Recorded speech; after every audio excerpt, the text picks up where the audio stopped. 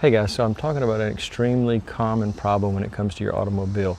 Your headlights, which are now made of a polycarbonate and they're coated at the factory, and sometimes aftermarket headlights are even worse, but you get this frosting effect in just a very short amount of time. Sometimes if you park outside, this can occur in less than 24 months. So this one is an older vehicle, but it has this problem and it can be very dangerous driving at nighttime with these frosted lenses. So I'm going to show you a couple of common kitchen items you can use to restore them like new. Sometimes, in some cases, if you're willing to put in the elbow grease, they'll be better than new. I'm going to quickly show you what the results are after just one pass of these products and one light attempt. But if you do this multiple times, you'll keep restoring it and restoring it until it's just like showroom new. So guys, after just a little bit of work, this is less than 20 minutes of using this process. You can see that the old frosting, which had become extremely troublesome and dangerous to drive at night. And I had two options. I can either replace the bulb with a very expensive new set of, I should say the whole light fixture is going to have to be replaced, not just the bulb, but the whole light fixture replacement can be very expensive. So you can see after just 15 to 20 minutes of using this process, common kitchen items, you can restore your bulb to just like new. Now this isn't perfect, this isn't showroom clarity, but you can see the difference on the left side and the right side. So I'm going to show you step by step how to do this, and it won't cost you hardly anything. The cost of this is extremely low, less than $5 normally. Now, in addition to the cleaning process, I'm going to show you one product I've found that will keep your headlights from doing this forever. If you do this just once a year, and this, I don't mean the cleaning part, but I mean just applying this second product once a year annually, just giving it a normal wash and then putting this onto your cover, it will continually look like new. It'll keep that UV light from breaking down the coating and turning it yellow, and you'll have that very hazy look, as you can see here. So just doing this once a year from this point on will save you a ton of time and a lot of elbow grease. Now, I've yet to start working on the passenger side, but you can see I kind of put some tape in the middle and did one half of this side so you can see a comparison side by side.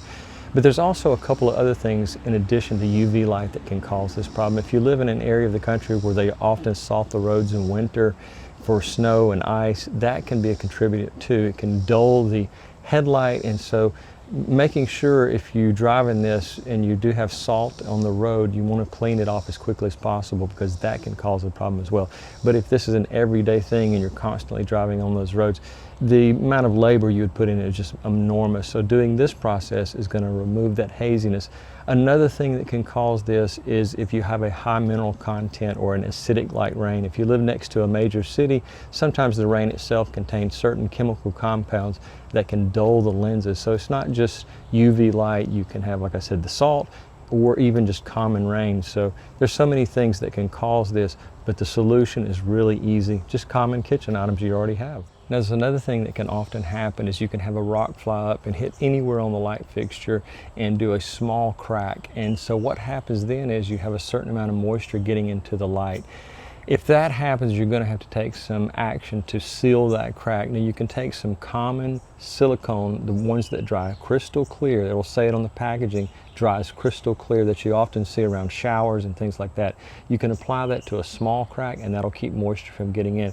But before you do that, you want to put a high wattage bulb, face it right up against the light, or you could use a hair dryer. But what you're trying to do is remove any moisture out of there before you seal it, because once you do this, the moisture will be trapped inside of the fixture. So just make sure that you take some efforts to do that. If the crack is really small, then you could go to an extreme measure and drill a very small hole in the top of your plastic fixture, and then do that with a hair dryer, some type of heating device. You could put a small heater in front of it, but what you're trying to do is get any moisture or any water that's inside of the lighting fixture to evaporate out of it before you seal the hole. So the ultra clear silicone caulk will stop that from happening, and you won't have water inside, where even if the outside is in great shape, you can have a brand new headlight, but if the crack happens, water gets in, then you're going to have that fogginess, the moisture inside, and then so you need to resolve that problem first before you look at the outside. Just make sure, do an overall inspection of your light fixture and make sure there's no major cracks anywhere in the fixture.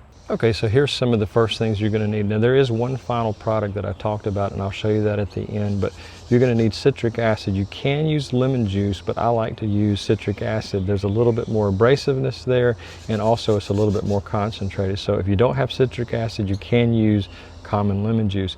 Next, I like to use Peroxicare Arm & Hammer baking soda toothpaste, there's also a certain amount of abrasiveness to this toothpaste, and it's often used for removing plaque from teeth, so that actually works better. If you don't have that, then you probably do have some common baking soda that you can mix with whatever type of toothpaste you have. So remember that baking soda is the key element in that portion. You're going to need a couple of kitchen sponges, a mixing bowl, a small mixing bowl like this with a teaspoon, and also a little bit larger bowl contained about 50% with water. Now I'm going to give you my personal mix method here. If you don't have, like I said, the Arm & Hammer, just take your regular toothpaste and add about 1 tablespoon of Arm & Hammer baking soda to about maybe 1 ounce of toothpaste and mix it well in a bowl, and then you can go on from there. But I'm just going to use the pre-made toothpaste and put about 1 ounce of toothpaste in our mixing bowl. Next, I'm going to take the citric acid. I'm going to take 2 teaspoons of citric acid. Should have already had this open. I'm going to take that, 2 teaspoons. We want the acidic effect of this, and we're going to mix it very well.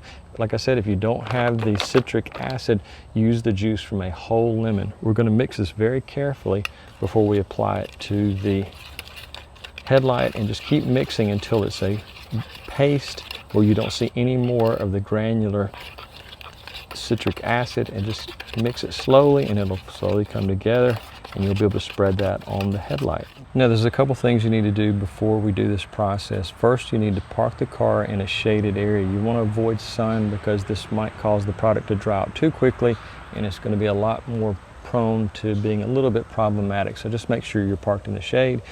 Wash your headlights just like you normally would with plain soap and water or whatever cleaning products you use. You want to remove much of the dirt and debris, and then you want to dry it completely, and just put a little bit of rubbing alcohol in your drying cloth and wipe it over the entire light fixture. Next, you'll want to tape off the surrounding paint because we are going to be using a scouring pad.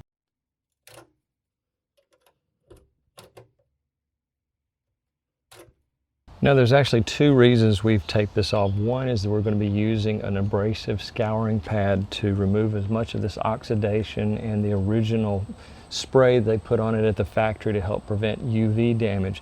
So we have to remove that. So we're going to be using that scouring pad in a slow circular fashion for about 3 to 4 minutes.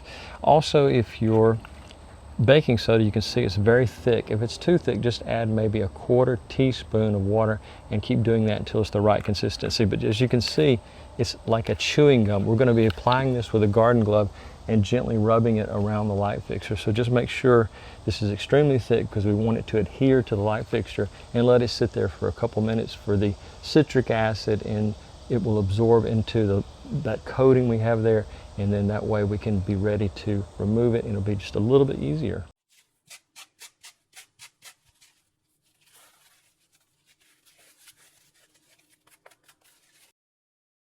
Now the first thing you're going to do is you're going to use the yellow side of one of these kitchen sponges, and you're just going to gently do a circular motion all over the headlight. Secondly, you want to do the back side, but you want to do it with even lighter pressure because this is so abrasive, you can do some damage to the plastic. So just make sure that you can do it a little bit more firm on the yellow side, but a lot lighter on the green side that's more abrasive. So let's get started, and we'll remove most of these. One reason the citric acid works so well is it dissolves the buildup. The citric acid breaks that down, and it removes a lot of that original coating from the headlight fixture. So we want to do that and make sure we have as much removed as possible, because that coating is the reason you have such frosted lenses.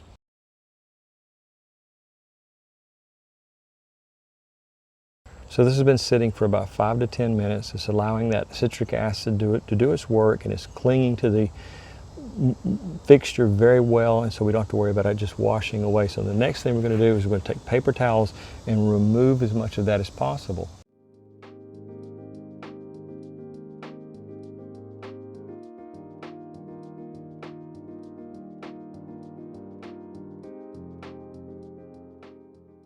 So I went back and did a second treatment on the left side of this particular lens, and so it's a little bit clearer even now. So I think if you did this 2 or 3 times with really heavily frosted lenses, I think it would make a huge difference and it would be a lot safer driving.